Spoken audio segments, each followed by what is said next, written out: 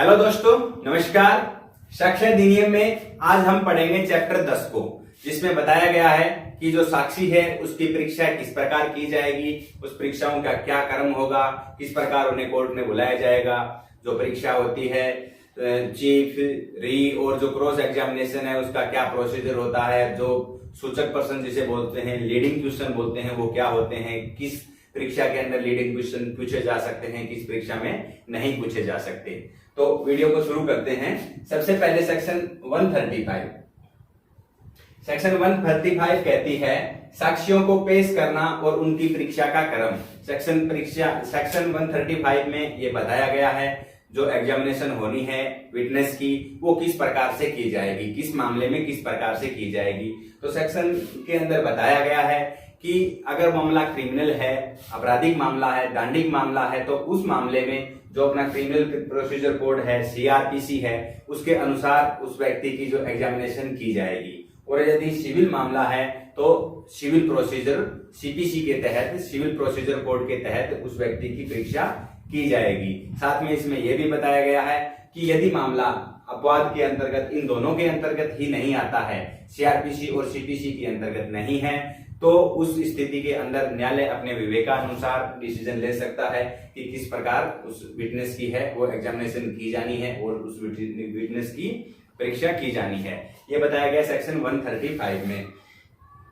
कई दोस्त बार बार कमेंट आ रहे हैं कई दोस्तों के कि जी पीपीआर वगैरह के बारे में कुछ वीडियो बनाओ, पर मैं प्रयास कर रहा हूं लेकिन समय अभाव की वजह से शायद ना बन पाए, क्योंकि टाइम काफी कम मिल पाता है, इस वजह से थोड़ी प्रॉब्लम रहती है इसमें। अभी एविडेंस एक्ट का अपना आज प्रयास करेंगे कि इस एविडेंस को आज पूरा कवर कर लें हम। नेक्स्ट सेक्शन 136 कहती है कि न्यायाधीश साक्ष्य की ग्राह्यता के बारे में निश्चय करेगा। न्यायाधीश कहो, न्यायालय कहो, जो है साक्ष्य की ग्राह्यता की वो साक्ष्य लेना है या नहीं लेना है, उसके बारे में डिसीजन है वो न्यायाधीश जो मजिस्ट्रेट है वो करेगा। ये सेक्शन 136 के अंदर बताया गया है। ये जो सेक्शन है ये बताती है कि जब दोनों ही पार्टी है, चाहे अभियोजन पक्ष हो चाहे अभियुक्त हो, ये दोनों पार्टियों की तरफ से जब भी न्यायालय के अंदर कोई भी साक्ष्य पेश करने के लिए पेशकश की जाती है, कहा जाता है कि हम ये साक्ष्य पेश करना चाह रहे हैं, तो न्यायालय उनसे ये प्रश्न करता है कि किस हिसाब से आप जो साक्ष्य देना चाह रहे हो क्या वो रिलीवेंट है। अगर रिलीवेंट है तो वो किस आधार पे है, यदि जो आधार है वो उसे बताना होगा, उस आधार पे ही उस साक्ष्य के लिए जो है ग्राह्यता ली जाएगी। इसके लिए प्रोसीजर हमने एविडेंस एक्ट के अंदर सेक्शन 5 से लेकर के 55 के अंदर बताया गया है कि कौन कौन से साक्ष्य कोर्ट के अंदर दिए जा सकते हैं। तो यदि मामला उन सेक्शनों के अंतर्गत आता है तो न्यायाधीश है वो उन्हें अलाउ करेगा कि आप वो साक्ष्य दे सकते हो। और यदि मामला सेक्शन 5 से 55 के बीच नहीं आता है तो और वो जो दस्तावेज है, जो भी साक्ष्य वो प्रस्तुत करना चाहते हैं, तो उसके लिए मना किया जा सकता है। सेक्शन 136 के अंदर ये बताया गया है। दूसरी बात ये कहती है कि यदि किसी तथ्य को साबित होना, जो कोई तथ्य वो साबित करना चाहता है, किसी अन्य तथ्य पे निर्भर करता है। पहले जो दूसरा तथ्य है वो तथ्य अगर साबित होगा तो उसके बाद पहला तथ्य साबित किया जाएगा। ये मामला अगर आता है, जैसे कि हमने सेक्शन 104 एविडेंस एक्ट के अंदर हमने पढ़ रखा है, तो उस मामले में न्यायालय जो है निर्देश देगा कि आप पहले जो है प्रथम तथ्य को प्रस्तुत जो है साबित कीजिए, उसके बाद है दूसरे तथ्य को साबित किया जाएगा। जैसे इसमें एग्जाम्पल लें तो कोई व्यक्ति जो है वो चाहता है कि किसी व्यक्ति का मृत्युकालीन कथन है, वो उसका दस्तावेज उसको साक्ष्य के रूप में प्रस्तुत करना चाहता है, तो उससे पहले उस व्यक्ति को ये प्रस्तुत करना होगा, ये साबित करना होगा कि उस व्यक्ति की मृत्यु हो गई है। ये बात बताती है सेक्शन 136।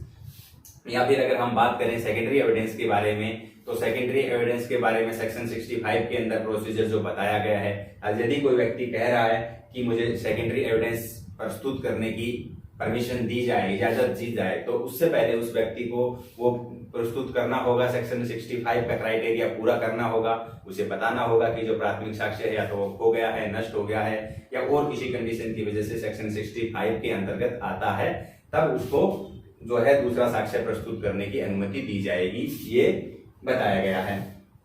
इसके अंदर एक ये भी अपवाद जो दिया गया है कि कोर्ट है, कोर्ट के अंदर पूरी पावर होगी, जो है संपूर्ण शक्ति है कोर्ट की, कोर्ट अगर चाहे तो इस स्थिति के अंदर जिसमें बताया गया है कि जो प्रथम बात जो है पहले प्रस्तुत की जाए, प्रथम तथ्य को पहले साबित किया जाए, उस स्थिति में अगर कोर्ट को ऐसा लगता है कि जो व्यक्ति ये पेश करना चाह रहा है वो व्यक्ति अगर संतुष्ट कर देता है न्यायालय को कि वो जो कह रहा है वो ठीक बात है और न्यायालय उस बात से संतुष्ट हो जाता है, तो उसे पहले वो तथ्य जो मृत्युकालीन कथन के बारे में या फिर द्वितीयक साक्ष्य के बारे में है वो साबित करने की अनुमति दे सकता है। ये कोर्ट के अंदर पावर है। कोर्ट जैसा उसमें उचित समझे वैसा डिसीजन ले सकता है। ये बताया गया सेक्शन 136 में। नेक्स्ट सेक्शन है अपनी 137, जिस सेक्शन 137 है, इसके अंदर बताई गई है कि न्यायालय के अंदर कौन कौन सी परीक्षाएं की जाएगी, कौन सी एग्जामिनेशन की जाएगी और किस प्रकार की जाएगी। तो ये 3 परीक्षाएं बताई गई है। पहली है मुख्य परीक्षा, एग्जामिनेशन इन चीफ। द्वितीय करें तो प्रति परीक्षा बोलते हैं इसे हिंदी में, अंग्रेजी में क्रॉस एग्जामिनेशन। और जो ये है पुनः परीक्षा, इन अंग्रेजी में बोलते हैं री एग्जामिनेशन। ये 3 प्रकार की परीक्षाओं के बारे में बताया गया है। किस प्रकार से होगी, कौन इसको कर सकता है, इसके बारे में बताया है कि जो मुख्य परीक्षा है ये वो परीक्षा है जो पार्टी, जो चाहे अभियोजन पक्ष है चाहे अभियुक्त पक्ष है, जो भी पार्टी है वो अपने जो गवाह को लेकर आती है और वो ही जो अपने गवाह से जो सवाल करती है उसे मुख्य परीक्षा बोला जाता है। और जो प्रति परीक्षा है या क्रॉस एग्जामिनेशन है, क्रॉस एग्जामिनेशन है विपक्षी पार्टी, एडवर्स पार्टी के द्वारा जो सवाल जवाब किए जाते हैं उसको क्रॉस एग्जामिनेशन बोला जाता है।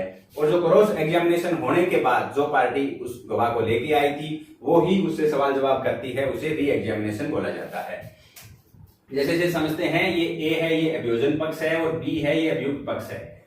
ये अपनी तरफ से यहाँ ई एफ जी इन गवाहों को लेके आई है और ये सी डी इन गवाहों को लेके आए हैं।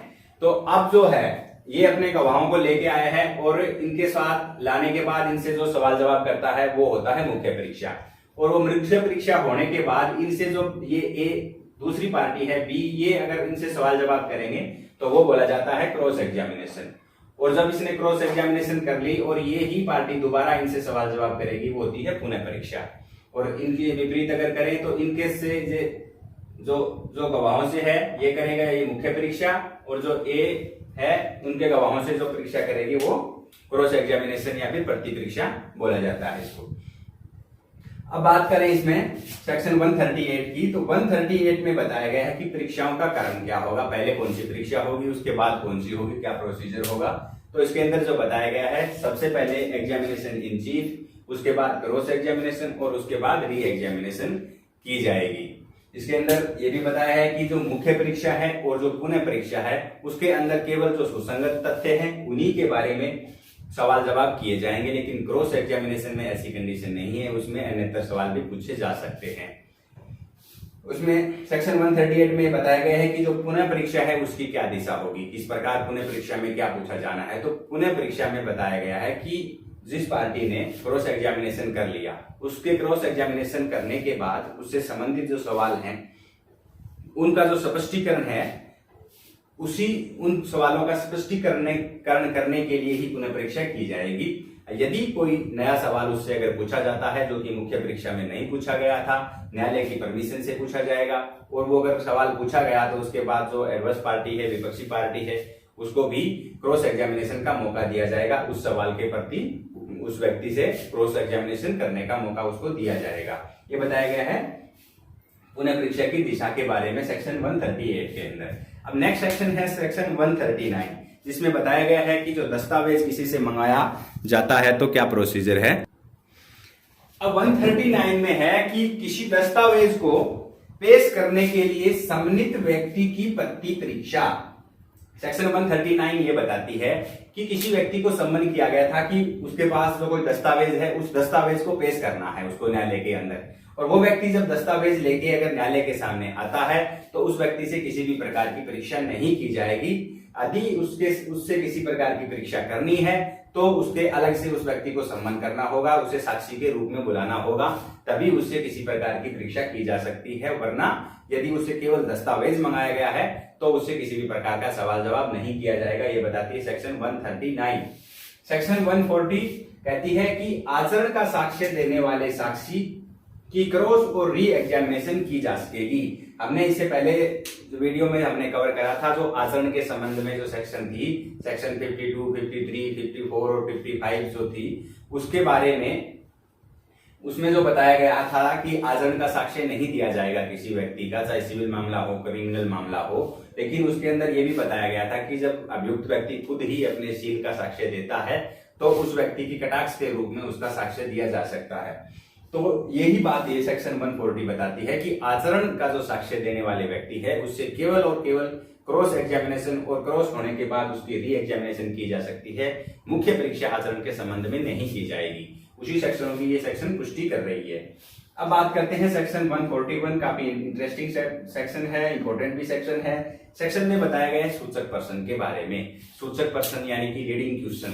ये लीडिंग क्वेश्चन क्या है? अगर आपने अक्षय कुमार की वो मूवी आई थी जिसमें वो फौजी के रोल में था, क्या नाम था, रुस्तम, उस मूवी को अगर देखा हो और उस वकील की अगर बहस सुनी हो तो उसमें लीडिंग क्वेश्चन के बारे में काफी बातें अगर आ रही थी, बार बार वो यही ऑब्जेक्शन कर रहा था जी, लीडिंग क्वेश्चन। तो वो ही बात है इसके अंदर की लीडिंग क्वेश्चन क्या है। लीडिंग क्वेश्चन वो क्वेश्चन है, वो पर्सन है जिसमें वो पर्सन अपने पर्सन के साथ में ही उत्तर सुझा रहा हो। उत्तर उसके अंदर मतलब जो व्यक्ति जो पर्सन कर रहा है वो साथ में उत्तर सुझा रहा है और वो चाहता है कि वो उत्तर वो दे, वही उसी प्रकार का जो उत्तर जो पाना चाहता है ना, वो उसी पर्सन के अंदर वो उत्तर है, वो होता है लीडिंग क्वेश्चन। जैसे कि हम लेते हैं, मेरे पे ले लेते हैं कि मेरे से ये क्वेश्चन किया जा रहा है, कोई कह रहा है कि क्या आपका नाम सतपाल है।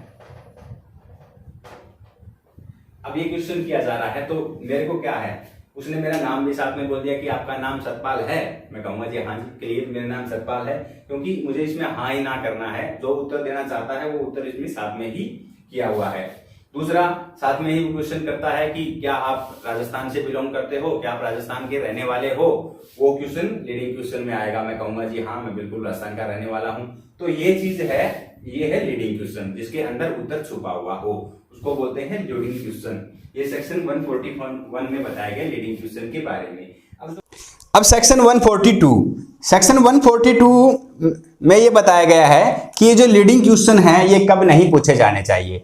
तो जो बेसिकली जो है ये जो लीडिंग क्वेश्चन है ये मुख्य परीक्षा और पुनः परीक्षा यानी कि एग्जामिनेशन इन चीफ और री एग्जामिनेशन, इनके अंदर ये प्रश्न नहीं पूछे जाने चाहिए। लेकिन ये कंपलसरी नहीं है कि ऐसा नहीं होना चाहिए, ये क्वेश्चन इनके अंदर पूछे भी जा सकते हैं जब यदि जो विपक्षी पार्टी है, एडवर्स पार्टी है, वो विरोध नहीं करती है या फिर न्यायालय की परमिशन से ये क्वेश्चन मुख्य परीक्षा और पुनः परीक्षा के अंदर भी में पूछे भी जा सकते हैं। अब बात करें सेक्शन 143 की, तो 143 में बताया है कि जो सूचक पर्सन है वो कब पूछे जा सकते हैं। तो सिंपल सी बात बताई गई है कि जो क्रॉस एग्जामिनेशन है इसके अंदर सूचक पर्सन पूछे जा सकते हैं। अब बात करें नेक्स्ट सेक्शन की, सेक्शन 144 की। सेक्शन 144 कहती है कि लेखबद्ध विषयों के बारे में साक्ष्य।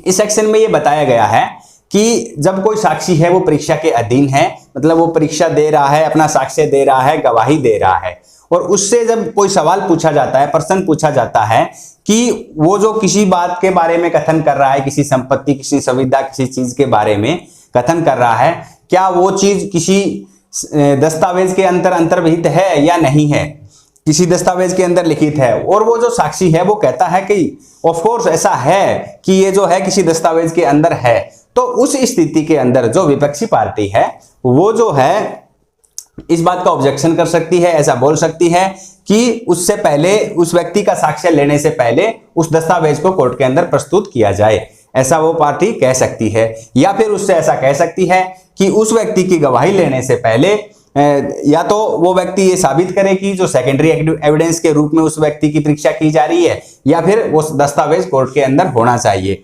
ऐसा ऑब्जेक्शन लगा सकती है विपक्षी पार्टी यदि लेखबद्ध विषय के बारे में साक्षी ऐसा कोई बयान करता है तो। अब बात करें सेक्शन 145 की। सेक्शन 145 कहती है पूर्वतन लेखबद्ध कथनों के बारे में प्रतिपरीक्षा यानी कि क्रॉस एग्जामिनेशन। ये सेक्शन बताती है कि किसी साक्षी ने पहले कोई बयान दे रखा है जो कि लेखबद्ध किया हुआ है, उसने खुद कर रखा है, या फिर किसी आईओ वगैरह ने या किसी भी प्रकार से उसका जो बयान है पहले ऑलरेडी रिकॉर्ड किया हुआ है, और उसका जो है उससे संबंधित पर्सन जो है, जो भी पर्सन किए जाएंगे वो पर्सन रिलीवेंट होंगे। और यदि इस लेख को दिखाए बिना क्रॉस एग्जामिनेशन उस व्यक्ति की जा सकती है। लेकिन यदि क्रॉस एग्जामिनेशन जो व्यक्ति कर रहा है उसका आशय है कि उस व्यक्ति का जो पहले का दिया हुआ कथन है उसका वो खंडन करना चाहता है, तो उससे खंडन करने से पहले उस व्यक्ति को इसके बारे में बताना होगा, उस व्यक्ति को चेताना होगा कि तुम्हारा पूर्व में जो तुमने कथन दे रखा है उसका खंडन किया जा रहा है, या इस बारे में उस चीज को उससे पहले बताया जाएगा। यदि खंडन करने का आशय से इस प्रकार के अगर क्वेश्चन किए जा रहे हैं जो पूर्व में दिए हुए बयान से संबंधित अगर क्वेश्चन है, मतलब सेक्शन 145 में ये बता दिया कि किसी व्यक्ति ने यदि पूर्व में बयान दे रखा है तो उससे संबंधित जो भी क्वेश्चन किए जाएंगे वो रिलेवेंट है, पर्सन किए जा सकते हैं। लेकिन यदि उस पार्टी का आशय है कि उसके पूर्व के बयान को खंडन करना है तो उससे पहले उस व्यक्ति को जो है उसके बारे में उसका ध्यान आकर्षित करना जरूरी है, उस व्यक्ति का ध्यान आकर्षित करवाया जाएगा, ये बताती है सेक्शन 145। तो आज के वीडियो में अपन यही सेक्शन कवर करेंगे, सेक्शन 136 से लेकर के और 145 तक हमने सेक्शन कवर कर ली है। आज 135 से शुरू करी थी हमने। तो इसके अंदर हमने पढ़ा कि सबसे पहले सेक्शन 135 जिसमें यह बताया गया था कि जो साक्ष्यों की परीक्षा है वो किस प्रकार की जाएगी। सिविल मामला है सीपीसी के तहत, क्रिमिनल मामला है सीआरपीसी के तहत। यदि दोनों में भी नहीं प्रबंध तो न्यायालय डिसाइड करेगा। सेक्शन 136 के अंदर हमने पढ़ा था कि न्यायाधीश है वो निश्चय करेगा कि जो साक्ष्य वो दिया जा रहा है वो गरा है या नहीं है। वो दोनों पार्टी जो भी साक्ष्य देना चाहती है उससे सवाल करेगा, क्या तुम्हारे द्वारा दिया गया जो तुम जो साक्ष्य देना चाहते हैं वो सेक्शन 5 से 55 के बीच में रिलेवेंट है या नहीं। यदि है तो किस प्रकार है, यदि है तो उसको साक्ष्य देने के लिए परमिट किया जाएगा, नहीं तो जो न्यायालय है उसे मना कर सकता है। उसके बाद हमने परीक्षाओं के बारे में पढ़ा कि कौन कौन सी परीक्षाएं की जाती है सेक्शन 137 के अंदर, जिसमें हमने मुख्य परीक्षा और प्रति परीक्षा और पुनः परीक्षा यानी कि examination in chief, cross examination और री एग्जामिनेशन के बारे में पढ़ा था। सेक्शन 138 के अंदर ये बताया गया था कि सबसे पहले मुख्य परीक्षा होगी, उसके बाद प्रति परीक्षा होगी, उसके बाद पुनः परीक्षा होगी, ये प्रोसीजर बताया था। उसके बाद हमने सेक्शन 139 में ये पढ़ा था कि जिस व्यक्ति को दस्तावेज पेश करने के लिए बुलाया गया है, यदि उसको अलग से सम्मन नहीं किया गया है, एज ए साक्षी उसे नहीं बुलाया गया है, तो उस व्यक्ति से किसी भी प्रकार के सवाल जवाब नहीं किए जा सकते। वो पढ़ा था हमने सेक्शन 139 के अंदर। उसके बाद जो सेक्शन 140 थी उसके अंदर हमने पढ़ा था कि जो साक्षी है उसके आचरण के बारे में अगर किसी प्रकार का सवाल जवाब होना है तो आचरण के लिए केवल क्रॉस एग्जामिनेशन और री एग्जामिनेशन की जाएगी, क्योंकि हमने आचरण से संबंधित पढ़ रखा है कि आचरण का साक्ष्य नहीं दिया जाएगा, तो उसमें केवल क्रॉस एग्जामिनेशन और री एग्जामिनेशन की जाएगी। उसके बाद हमने पढ़ा सेक्शन 141 के अंदर कि जो लीडिंग क्वेश्चन है वो क्या होते हैं। लीडिंग क्वेश्चन ऐसे क्वेश्चन जो कि अपने द्वारा उत्तर सुझाते हो उस व्यक्ति को, जो व्यक्ति जो क्वेश्चन पूछ रहा है वो जो उत्तर चाह रहा है वो उसी पर्सन के अंदर उसका उत्तर हो, उसको बोलते हैं लीडिंग क्वेश्चन। 142 में ये बताया गया है कि जो लीडिंग क्वेश्चन है किसमें नहीं पूछा जाना चाहिए। जनरली जो है एग्जामिनेशन इन चीफ और री एग्जामिनेशन के अंदर लीडिंग क्वेश्चन नहीं पूछे जाएंगे। उसके बाद 143 में ये बताया गया है कि जो लीडिंग क्वेश्चन है क्रॉस एग्जामिनेशन में पूछे जा सकते हैं। उसके बाद सेक्शन 144 में ये बताया गया कि जो लेखबद्ध विषय है उसके बारे में साक्ष्य किस प्रकार से दिया जा सकता है, जो कि कोई संपत्ति या किसी के बारे में वो व्यक्ति कहता है कि उसके द्वारा जो बयान है वो किसी साक्ष्य या किसी दस्तावेज के अंदर निहित है, तो पहले वो दस्तावेज न्यायालय के अंदर मंगवाया जाएगा। उसके बाद या फिर वो अगर सेकेंडरी एविडेंस देने के लिए अगर उसको परमिशन है सेकेंडरी एविडेंस की तो वो बयान दे सकता है, नहीं तो किसी पार्टी उसका विरोध कर सकती है। सेक्शन 145 में बताया गया कि पूर्व लेखबद्ध कथनों के बारे में प्रति परीक्षा, अगर किसी व्यक्ति ने पहले कोई कथन कर रखा है उसका अगर खंडन करना है तो उससे पहले उस व्यक्ति को ये चेताया जाएगा उस कथन के बारे में। ये सेक्शन 145 के अंदर बताया गया था। नेक्स्ट जो बची हुई सेक्शन है वो अगले वीडियो में हम कवर करेंगे। इस सेक्शनों के अंदर अगर कोई कंफ्यूजन रहा हो तो कमेंट करना, मैं आंसर देने का प्रयास करूंगा। मिलते हैं नेक्स्ट वीडियो में, धन्यवाद।